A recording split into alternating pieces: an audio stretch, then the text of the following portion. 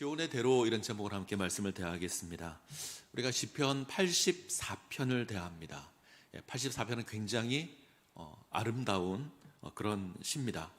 저에게 150편의 시편 가운데 가장 아름다운 시 하나를 뽑으라 그러면 아마 84편이 후보 가운데 하나가 될 겁니다. 특별히 84편은 하나님의 성전을 사모하여서 지은 그런 시입니다.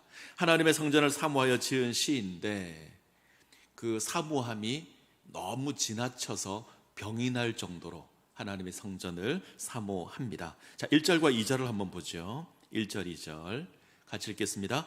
만군의 여호와여, 주의 장막이 어찌 그리 사랑스러운지요. 내 영혼이 여호와의 궁정을 사모하여 쇠약하며 내 마음과 육체가 살아계시는 하나님께 부르짖나이다. 시인은 하나님의 성전을 너무나 사랑합니다.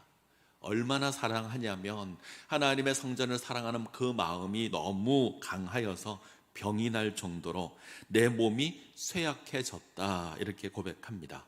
성전을 너무너무 사랑해서 병이 납니다. 혹시 이런 적 있으십니까? 내가 주님의 전을 너무 사모하여서 내가 병든 적이 있다. 아마 잘 없지 않을까, 이런 생각이 듭니다. 자, 시인이 이처럼 성전을 사모하는 이유는 뭘까? 건물이 너무 아름답고 멋있기 때문일까? 화려했기 때문일까? 아닐 겁니다. 성전이 하나님을 예배하는 곳이기 때문에, 하나님을 만나며 하나님의 은혜를 누리는 곳이기 때문에 그렇습니다. 하나님을 만나는 장소이며 하나님의 은혜를 누리는 곳이기 때문에 그렇습니다. 그래서 병이 날 정도로 사모합니다. 우리의 모습을 한번 돌이켜봤으면 좋겠습니다. 하나님의 성전을 사모하십니까? 하나님께 드리는 예배를 사모하십니까? 정말 사모하십니까? 사모해서 병이 나셨습니까? 병이 나서 내 몸이 약해질 정도로 하나님의 성전을 사모한다, 쉽지 않은 것 같습니다. 시인은 그렇습니다. 내가 하나님을 사모하는 것이 너무 강하여서 병이 났습니다. 그리고 하나하나 그 마음을 새겨놓는데 이게 84편입니다. 그래서 84편을 가만히 보시면 그 내용이 너무 귀하고 너무 아름답습니다. 자, 시인이 하나님의 성전을 사모하는 이유를 조금 더 우리가 자세하게 봤으면 좋겠는데, 가장 근본적인 내용은 하나님의 성전에서 하나님의 복을 누릴 수 있기 때문에 그렇습니다. 하나님의 은혜를 누리는 곳이 성전입니다. 우리가 하나님을 가까이 한다면 하나님의 복을 누리게 될 겁니다. 자, 어떤 복을 누리냐? 84편을 잘 보시면 복이 있다라는 말이 3번 나옵니다. 세 구절에서 나오는데 먼저 4절입니다. 4절, 주의 집에 사는 자가 복이 있다. 5절, 마음의 시온의 대로가 있는 자가 복이 있다. 12절, 주께 의지하는 자가 복이 있다. 이렇게 복이 있다는 말이 3번 나옵니다. 자, 이 세 말씀을 기준으로 함께 말씀을 나누어 보려고 합니다. 첫 번째는 하나님의 집에 사는 자가 복이 있습니다. 자, 4절 화면에 떠 있었는데, 자, 같이 읽습니다. 시작. 주의 집에 사는 자들은 복이 있나니 그들이 항상 주를 찬송하리이다. 하나님의 집에 사는 자가 복이 있습니다. 하나님의 성전에서 하나님을 섬기는 자가 복이 있습니다. 시인이 이 고백을 할 때는 하나님의 성전을 섬기는 레위인이나 아마 제사장을 일컫는 아마 그런 의미일 겁니다. 하나님의 성전에서 하나님을 섬기는 자가 복이 있다. 자, 이것을 3절에서는 좀 독특하게 고백하는데, 자, 3절 볼까요? 3절 같이 읽습니다. 나의 왕, 나의 하나님, 만군의 여호와여, 주의 집에서 참새도 제 집을 얻고 제비도 새끼들 보금자리를 얻었나이다. 재밌는 표현이 하나 있습니다. 하나님의 제단에서 참새도 집을 얻었고 제비도 새끼들 보금자리를 얻습니다. 보잘것없는 작은 새 한 마리까지 성전에서 복을 누립니다. 좀 궁금해졌습니다. 참새나 제비가 하나님의 성전 건물에 보금자리를 만들 수 있을까? 정말 이런 일이 있을까? 아니면 어떤 비유로 이야기하는 걸까? 잘 모르겠습니다. 아마 학자들은 이 성전 외벽에 아마 이 새들이 둥지를 트지 않았을까? 시인이 그것을 보고 고백하는 게 아닐까 생각합니다. 아마 성전 외벽에 보금자리가 있었을 겁니다. 이것이 시인에게 감동이 되었던 것 같습니다. 성경에서 참새와 제비, 한마디로 보잘것없는 존재들입니다. 아무 가치 없는, 공중 나는 새 한 마리가 참새이며 제비입니다. 이 보잘것없는 이 새 한 마리가 하나님의 성전에서 보금자리를 얻습니다. 보잘것없는 새 한 마리도 하나님의 은혜를 입었습니다. 예수님의 표현을 빌리면 공중 나는 새 한 마리조차 하나님께서 돌보시고 먹이십니다. 당연히 하나님께서 당신의 백성을 먹이실 겁니다. 이 복이 우리에게도 있을 겁니다. 하나님을 가까이 하는 자가, 하나님의 성전에 거하는 자가 하나님의 복을 누리게 될 겁니다. 이 은혜를 누리시기를 간절히 소원합니다.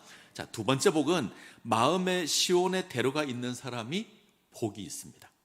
하나님의 성전을 향한 마음이 있는 사람이 복이 있다. 그 마음이 온전히 하나님을 향해 있는 것, 이것을 의미하는데, 자, 5절을 보죠. 5절 같이 읽겠습니다. 주께 힘을 얻고 그 마음에 시온의 대로가 있는 자는 복이 있나이다. 저는 84편의 말씀을 다 좋아하긴 하지만 특별히 이 말씀이 참 좋습니다. 주께 힘을 얻고 그 마음에 시온의 대로가 있는 자는 복이 있나이다. 마음에 시온의 대로가 있으면 복이 있습니다. 자, 시온의 대로는 순례의 길을 의미합니다.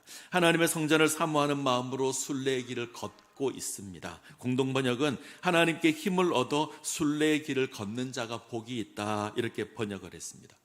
하나님을 섬기는 절기가 되면 이스라엘 사람들은 예루살렘 성전으로 올라갑니다. 순례의 길을 걷습니다. 그때 걷는 그 길, 시온의 대로, 이렇게 이야기합니다. 근데 번역이 조금 아쉽습니다. 원문대로 그대로 해석하면 높게 쌓아 올린 길, 하나님을 향해서 나아가는 길, 그 마음에 하나님을 향해서 나아가는 길이 있는 자는 복이 있다, 이렇게 고백합니다. 루터는 이렇게 고백했습니다. 마음에 시온의 대로가 있는 자, 이것을 마음을 다하여 주님을 따라가는 자, 우리의 모든 것을 다하여서 주님을 바라보고 주님을 따라가는 자, 이런 자가 복이 있다. 자, 마음을 다한다, 이 말은 분열되지 않는다, 이런 말입니다. 하나님을 사모하는 마음이 가득한 것을 이야기합니다. 오직 하나님을 향한 마음으로 하나님의 성전을 찾는 그가 복이 있을 겁니다. 오직 하나님을 향해서 삶의 방향을 잡고 걷는 길이 시온의 대로입니다. 여러분들의 마음에 시온의 대로가 있으십니까? 오직 하나님만 바라보고 그 하나님을 향해서 걷고 계십니까? 혹 우리 마음에 엉뚱한 길이 있지는 않습니까? 세상을 향하고 있는 넓고 큰 길이 있지 않습니까? 혹시 우리의 욕망의 길이 우리 마음 가운데 가득하지 않습니까? 만약 우리가 세상을 향해서 인생길이 놓여져 있다면, 돈을 소망하는 길을 걷고 있다면, 이 땅의 성공의 길을 걷고 있다면, 이 땅에서 즐거움을 찾는 길을 걷고 있다면, 그것은 시온의 대로와 상관이 없을 겁니다. 만약 우리의 삶에 세상을 향해서 큰 길이 나 있지만 하나님을 향해 나 있는 길이 없다면, 어쩌면 잘 보이지 않는 작은 오솔길로 존재한다면 그것은 슬픈 게 될 겁니다. 하나님을 향해서 시온의 대로가 있기를 소원합니다. 없다면 만드셔야 합니다. 오직 하나님을 향해서 시온의 대로가 있어야 합니다. 세상을 향해 나 있는 길을 제거하시고 하나님을 향해서 시온의 대로가 있어야 합니다. 그때 하나님의 복을 누릴 겁니다.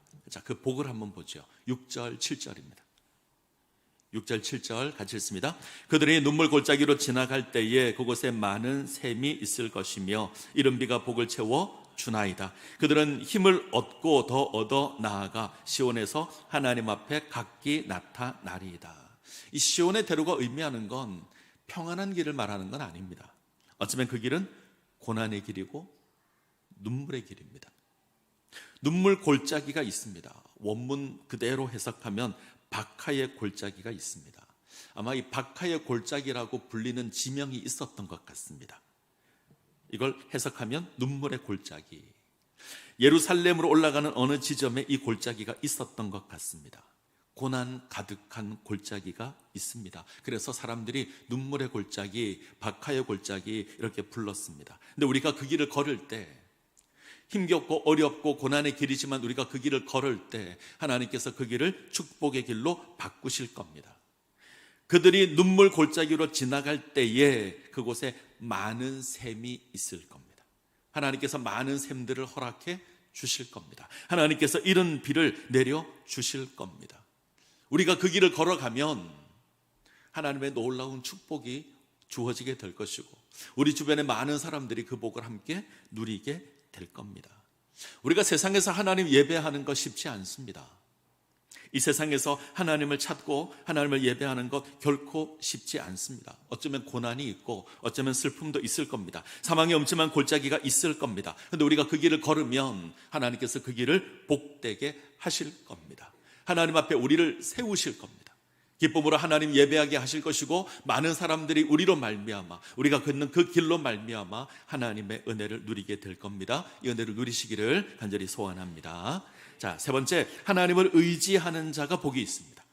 하나님께서 우리의 도움이 되시며 우리를 지키십니다. 때문에 하나님 의지하는 자가 복이 있습니다. 자, 시인이 하나님의 성전을 이처럼 사모하는 건 분명한 이유가 있죠. 하나님 만나는 곳이고 하나님 예배하는 곳, 하나님의 은혜를 경험하는 곳 때문에 시인이 하나님과 함께하는 그 시간을 사모합니다. 자, 이것을 담아서 고백하는 것이 10절인데 10절을 한번 보죠.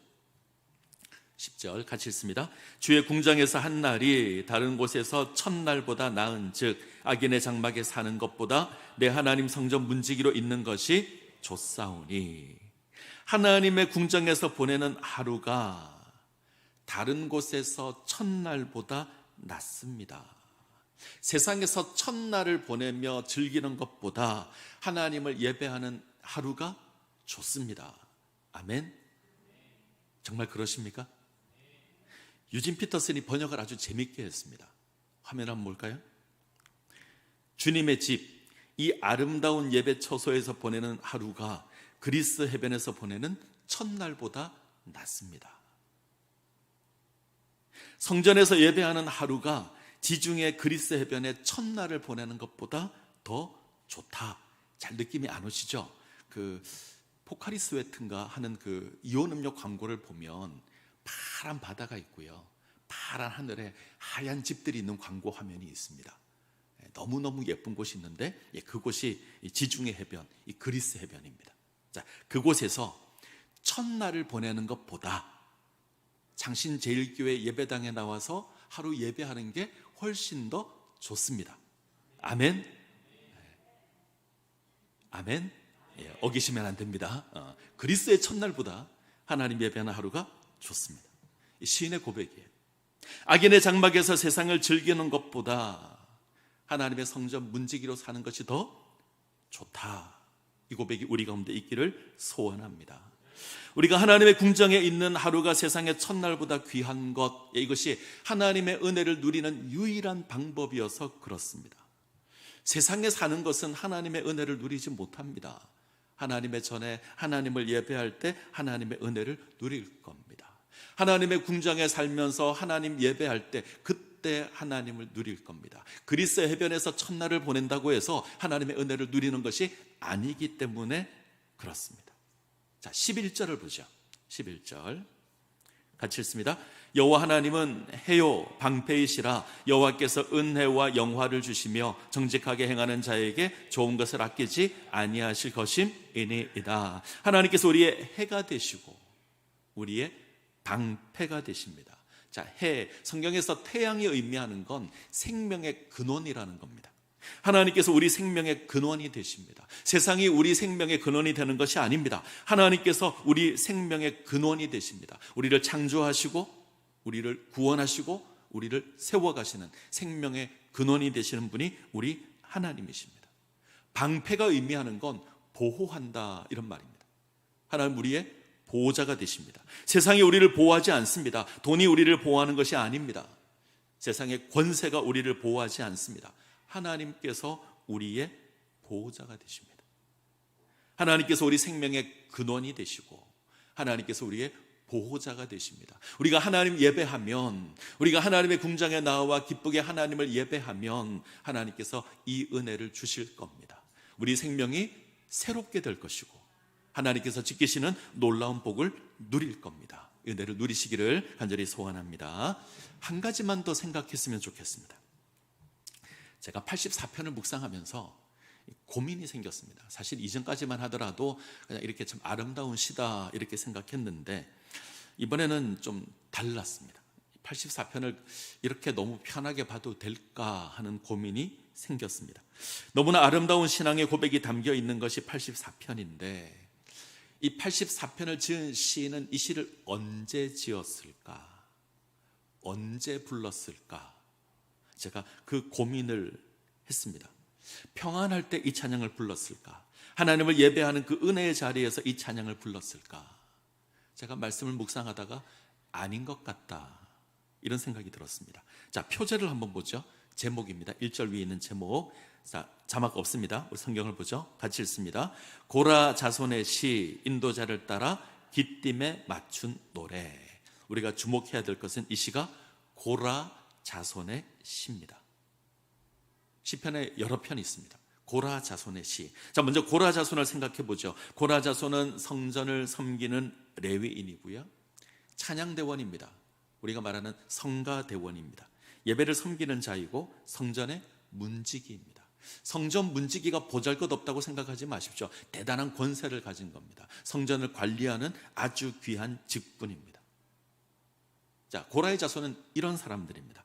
성전에서 하나님을 섬기는 자들, 찬양하는 자, 예배하는 자, 관리하는 자. 근데 주목할 것이 있습니다. 고라입니다. 고라는 모세를 반역했던 인물입니다. 민수기 16장을 보시면 고라가 모세와 아론에 대해서 반역을 일으킵니다. 이런 겁니다. 왜 너희만 제사장이냐? 너희만 하나님과 교통하느냐? 우리도 하나님과 교통한다. 우리도 제사장이 될 수 있다. 이렇게 반역을 일으켰던 사람이 고라입니다. 이들은 모세와 아론 가문이 제사장직을 독점하는 것에 불만을 토로합니다. 자신도 하나님의 제사장이 될 수 있다. 자기 욕심으로 제사장 자리를 탐했습니다. 이것으로 하나님의 심판을 받습니다. 성경을 보면 땅이 갈라지고 이들을 다 삼켜버립니다. 자, 고라가 이때 심판을 받는데 고라의 자녀들이 살아남았습니다. 자, 이들이 이스라엘에서 어떤 대접을 받았을까요? 반역의 자녀, 반역의 자식이라고 멸시와 천대를 받았을 겁니다. 손가락질을 받았을 겁니다. 대접받지 못했을 겁니다. 그런데 이들이 하나님의 성전을 사모하는 마음이 있습니다. 하나님의 은혜를 사모합니다. 그래서 하나님께서 이들에게 은혜를 베풉니다. 다윗 시대 때, 솔로몬 시대 때 성전을 짓고 이들에게 허락한 직분이 하나님을 찬양하는 일, 하나님을 예배하는 일, 성전 문지기로 섬기는 일. 이들이 얼마나 감격스러웠을까요? 고라는 제사장 자리를 탐했습니다. 더 높은 자리를 원했습니다. 자기 욕심을 채우기를 원했습니다. 근데 그의 후손들은 감사하게도 고라와 달랐습니다. 온전히 하나님 섬기기를 원하고 하나님 찬양하기를 원하고 하나님을 섬기며 문지기로 섬깁니다. 이들이 하나님을 사모합니다. 그래서 고라의 자손 그러면 하나님을 사모하는 자들 이렇게 생각하면 좋을 것 같습니다. 자, 성경에 이 고라 자손의 시가 여러 편 있는데 한결같이 내용이 하나님의 성전을 사모하는 겁니다. 자, 대표적인 게 42편인데 42편 1절 우리가 잘 압니다. 한번 보죠. 42편 1절 같이 읽습니다.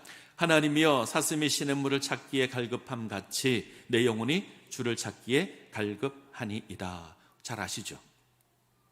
사슴이 너무 목이 말라 시냇물을 갈급해합니다. 그것처럼 나도 하나님을 갈급해합니다. 자, 이런 내용입니다. 하나님을 사모하고 하나님을 갈급해하고 하나님의 성전을 사모하고 하나님 성전에서 예배하기를 사모하는, 그래서 이런 내용의 시가 이 고라 자손의 시입니다. 근데 기억해야 될 것이 있는데 이들은 하나님을 예배할 수 없는 자리에서 이 고백을 하고 있습니다. 고라 자손의 고백은 성전에서 이렇게 고백하는 게 아닙니다. 하나님의 성전을 가까이 할 수 없는 아주 먼 곳에서 하나님을 예배할 수 없는 그 장소에서 갈급해하고 갈망합니다. 하나님을 예배하기 원하지만 하나님 예배할 수 없습니다. 어떤 이유에서인지 하나님의 성전에서 하나님을 찬양해야 되고 하나님을 예배해야 되고 하나님의 성전을 관리해야 되는 이들이 하나님의 성전에서 멀리 떨어져 있는 겁니다. 그 속에서 너무나 갈급해하는 심령으로 하나님을 찾습니다. 하나님이여 사슴이 시냇물을 찾기에 갈급함 같이 내 영혼이 주를 찾기에 갈급합니다. 자, 같은 마음으로 읽어보시죠. 1절 2절.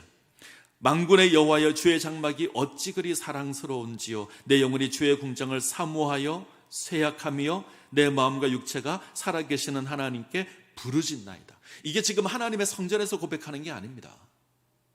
멀리 떨어진 곳에서, 하나님을 예배할 수 없는 곳에서, 하나님의 성전을 찾아갈 수 없는 그곳에서 애타게 부르짖는 겁니다. 지금 시인이 하나님의 장막 그리워하는 건 하나님의 성전으로 나아갈 수 없기 때문입니다. 정상적이라면 하나님의 성전에 거해야죠.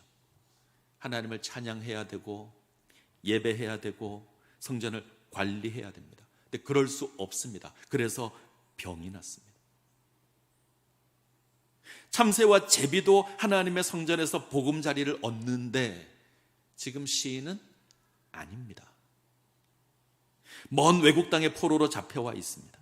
지금 시인이 강구하는 것, 다시 하나님의 성전을 찾아서, 다시 하나님의 장막을 찾아서 내가 하나님 예배하는 것. 그래서 그 마음이 하나님을 향해서만 있는 겁니다. 이게 시온의 대로입니다. 하나님을 바라볼 수 없는 그곳에서 하나님 바라보고 하나님 사모하고 회복되기를 소망하고, 자, 그 과정이 눈물의 골짜기가 가득하지만 시인은 하나님께서 자신을 회복시켜 줄 것을 기대하고 소망합니다. 이렇게 소망하는 건 그 자리가 너무나 귀하다는 걸 알기 때문입니다. 바벨론에서 첫날을 사는 것보다 하나님의 성전에서 하루 예배하는 게 귀한 거예요. 화려한 바벨론 문화에서 첫날을 사는 것보다 하나님의 성막에서 하루 예배하는 게 훨씬 더 귀한 겁니다.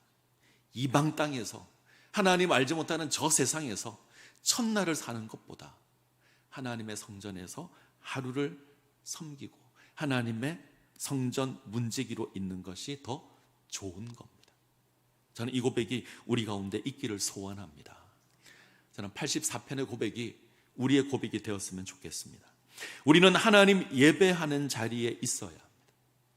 우리는 하나님 찬양하는 자리에 있어야 합니다. 하나님의 성전을 섬기는 곳에 있어야 합니다. 하나님을 찬양하는 찬양대로, 하나님의 성전을 관리하는 청지기로, 하나님을 예배하는 예배 자리에 우리는 있어야 합니다. 있어야 할 자리에 있지 못하는 것이 얼마나 괴로운 것인지 모릅니다. 신방을 하거나 어떤 사람을 만나서 신앙에 대해서 이야기할 때 속상할 때가 있습니다. 자기 이야기를 하거나 가족 이야기를 할 때 과거에는 열심히 신앙생활을 했대요. 찬양대도 하고 교사도 하고 새벽 예배도 나오고 금요기도에도 나오고 열심히 반주도 하고 그랬답니다. 근데 지금은 안 합니다. 지금은 그 자리에 없습니다. 하나님을 찬양해야 될 자리에 있어야 될 사람이 지금 있지 않고, 하나님을 예배해야 될 자리에 있어야 될 사람이 그 자리에 없고, 하나님의 성전을 섬겨야 될 사람이 그 자리에 없는데, 더 안타까운 건 그것을 부끄러워하지도 않고 그것을 괴로워하지도 않습니다. 아무 문제 없다는 듯이 살아갑니다. 근데 고라의 자손들은 아니죠. 그것을 괴로워하고 그 성전을 사모하고 하나님 앞에 서기 위해서 애쓰고 간구하고 있습니다. 하나님을 섬겨야 될 자가 하나님을 섬기는 자리에 세워지지 않을 때 그는 하나님의 은혜를 누리지 못할 겁니다. 참새도 누리고 제비도 누리는 은혜인데 그거 누리지 못할 겁니다. 하나님께서 성전문을 닫으실 거고요, 하나님께서 예배를 멈추게 하실 겁니다. 우리에게 그런 경험이 있잖아요. 코로나 때 하나님께서 막았습니다. 저는 코로나가 우리를 향한 하나님의 심판이라고 생각합니다. 우리가 예배를 가벼이 여겼고 우리가 하나님께 드리는 예배를 사모하지 못했고 소망하지 않았습니다. 그래서 하나님께서 막았습니다. 자, 막았더니 예배가 얼마나 귀한 것인지 깨닫기 시작을 했고 예배를 사모하기 시작했습니다. 그래서 열었는데 또 한 번 두려운 건 그 마음이 우리 가운데 사라지기 시작을 했다는 겁니다. 그래서 그러지 않았으면 좋겠습니다. 우리가 또다시 예배의 감격을 잊어버리면 하나님께서 또다시 막으실지 모릅니다. 이 사모하는 마음을 잊어버리지 않았으면 좋겠습니다. 저는 특별히 금요 기도의 시간이 참 귀하다라는 생각합니다. 제가 종종 그런 이야기합니다. 저는 주일 오전 예배 못지않게 금요 기도회를 중요하다고 생각합니다. 금요 기도회를 향한 제 소원도 있습니다. 우리 100명의 영혼들이 같이 모여서 하나님을 찬양하고 기도했으면 좋겠습니다. 우리가 이 시간을 사모했으면 좋겠습니다. 하나님을 찬양하는 시간이고요, 하나님의 말씀을 듣는 시간이고, 우리가 한 목소리로 기도하는 시간입니다. 우리가 하나님 앞에 나아가서 하나님의 은혜를 사모하는 시간입니다. 우리가 일주일을 세상에 사는 것보다 금요일 이 한 시간 나와서 찬양하고 말씀 듣고 기도하는 것을 더 사모했으면 좋겠습니다. 그러면 하나님께서 우리에게 복을 내려 주실 겁니다. 자, 5절 말씀을 보죠. 5절 같이 읽습니다. 주께 힘을 얻고 그 마음에 시온의 대로가 있는 자는 복이 있나이다. 어떤 자가 복을 받습니까? 하나님을 사모하여서 힘을 얻고 그 마음에 시온의 대로가 있는 자가 복이 있습니다. 하나님을 향해서 마음이 세워진 자가 복이 있습니다. 하나님 예배하기를 기뻐하는 자가 복이 있습니다. 우리가 그랬으면 좋겠습니다. 우리의 마음을 모두어서 하나님 바라보시고 하나님 소망하시면 하나님께서 그 길이 비록 눈물 골짜기가 있다고 할지라도 우리를 인도하실 것이고 하나님 앞에 세우실 겁니다.